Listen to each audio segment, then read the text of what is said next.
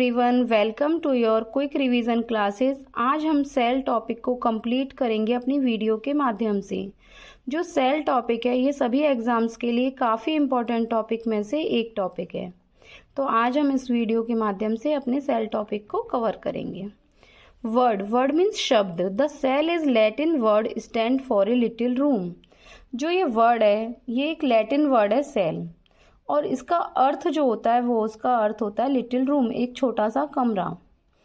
Then इसकी study जो होती है उसकी स्टडी को हम सेल की स्टडी को हम साइटोलॉजी कहते हैं, और जो साइटोलॉजी के अंतर्गत जो स्टडी की जाती है उसको हम साइंटिफिक स्टडी कहते हैं, और जिसके अंतर्गत स्ट्रक्चर एंड फंक्शन के बारे में स्टडी की जाती है। नेक्स्ट डिस्कवरी जो की थी सेल की वो रॉबर्ट हुक ने इन 1965 में की थी। इन्होंने स्टडी की थी बॉटल कॉर्क के ऊपर। जो बॉटल कॉर्क होता है ये जो पेड़ की बार्क होती है, ट्री की जो बार्क होती है, मतलब पेड़ की जो छाल होती है उसके ऊपर इन्होंने अध्ययन किया था। तो इन्होंने बताया कि जो ये जो सेल है वो एक नॉन लिविंग ऑर्गेनिज्म है, क्योंकि इनको माइक्रोस्कोप में कोई ऐसा मूवमेंट नहीं दिखाई दिया था, तो इन्होंने सोचा कि ये नॉन लिविंग ऑर्गेनिज्म है। लेकिन इसके बाद एंटोनी लीवनहॉक नाम के साइंटिस्ट आए, इन्होंने सेल्स के ऊपर स्टडी की। तो इन्होंने कहा कि जो सेल है वो एक लिविंग सेल है, इसके अंतर्गत इन्हें मूवमेंट दिखाई दिया। एंटोनी लीवनहॉक जो थे इन्होंने अपना फर्स्ट माइक्रोस्कोप भी डिस्कवर किया था, और इन्होंने अपने माइक्रोस्कोप के माध्यम से बताया कि जो सेल है वो नॉन लिविंग नहीं है, ये लिविंग सेल है और इसके अंतर्गत मूवमेंट है। फिर जो इसकी डेफिनेशन बनी वो ये थी कि a cell is the basic living structure and the functional unit of the body. जो सेल है वो एक बेसिक लिविंग स्ट्रक्चर है और function unit of the body. कहने का अर्थ ये है कि कोशिका शरीर की सबसे छोटी संरचनात्मक और क्रियात्मक इकाई है, इसके अंतर्गत जो है मतलब मूवमेंट होता है। तो ये इसकी डेफिनेशन थी। जो सेल है, सेल से एक जो सिंगल सेल थी, छोटी सी एक जो सिंगल सेल थी, उसको जोड़कर उसमें बहुत सारी जब सेल्स जुड़ जाती हैं तो एक टिश्यू का निर्माण होता है। जब टिश्यू बन जाते हैं तो टिश्यू से ऑर्गन्स बनते हैं, ऑर्गन से ऑर्गन सिस्टम का निर्माण होता है। कहने का अर्थ ये है कि कोशिका से ऊतकों का निर्माण हुआ, ऊतकों से अंगों का निर्माण हुआ और अंगों से शरीर का निर्माण हुआ। तो इसको हम स्ट्रक्चर के माध्यम से समझेंगे कि जैसे एक सिंगल सेल है, आपको स्ट्रक्चर में दिखाई दे रही होगी कि एक सिंगल सेल है, ये सेल काफ़ी सारी सेल्स जुड़ गई तो ये इनको हमने टिश्यू बोल दिया कि ये टिश्यू हो गई। जो काफ़ी सारी सेल जुड़ जाती हैं तो वो टिश्यू बन जाते हैं। फिर टिश्यू से क्या हुआ, हमारे ऑर्गन्स बने। ऑर्गन्स के अंतर्गत क्या आते हैं, जैसे स्टोमच है हमारा, वो भी एक ऑर्गन है। फिर ऑर्गन्स के बाद किसका निर्माण हुआ, ऑर्गन सिस्टम का।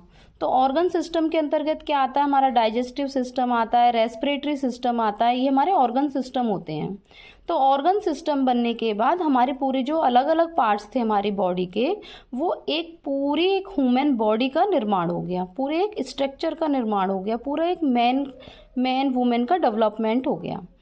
तो कहने का अर्थ ये है कि जैसे हम इसे अपनी साधारण भाषा में समझें कि जो एक ईंट है, ईंट एक सिंगल ईंट थी, तब वो सिर्फ एक ईंट थी, और जब उस ईंट के साथ और ईंटें जुड़ गईं तो एक दीवार का रूप ले लेती हैं।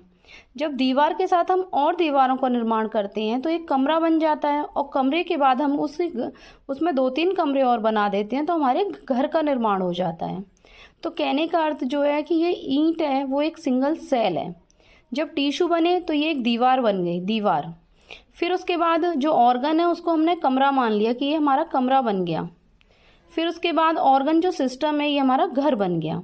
तो कहने का अर्थ ये है कि हम इजीली समझ सकते हैं कि जो सिंगल सेल है उससे टिश्यू बने, और टिश्यू से ऑर्गन्स बने, और ऑर्गन से ऑर्गन सिस्टम बना। ये थे हमारे सेल के स्ट्रक्चर के माध्यम से हमने आपको समझाने की कोशिश की। नेक्स्ट है जो सेल थ्योरी। क्वेश्चन आता है cell theory. Cell theory is given by two biologists, Sladen and Swan, in 1839। जो सेल थ्योरी थी वो जो दो बायोलॉजिस्टों ने दी, जिनमें से एक का नाम है स्लाइडन और दूसरे का नाम है स्वान। इन दोनों बायोलॉजिस्ट के द्वारा सेल थ्योरी को दिया गया 1839 में।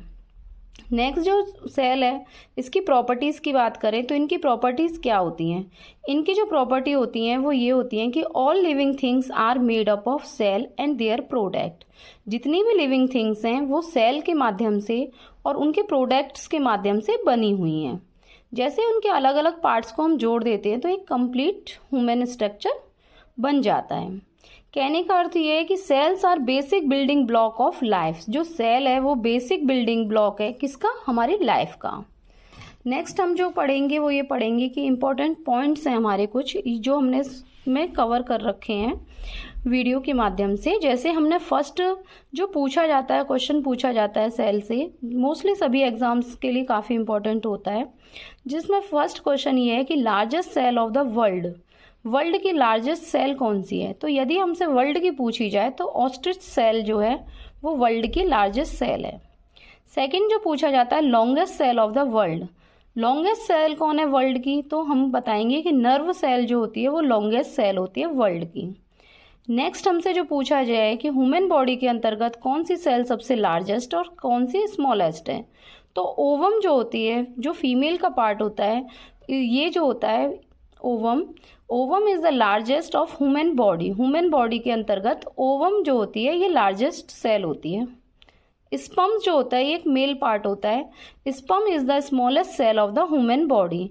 स्पर्म स्मॉलेस्ट सेल है ह्यूमन बॉडी की और लार्जेस्ट है ओवम और स्मॉलेस्ट है स्पर्म ह्यूमन बॉडी के अंतर्गत। और यदि वर्ल्ड की पूछी जाए तो ऑस्ट्रिच सेल वर्ल्ड की लार्जेस्ट सेल है और लॉन्गेस्ट सेल है नर्व सेल। देन हम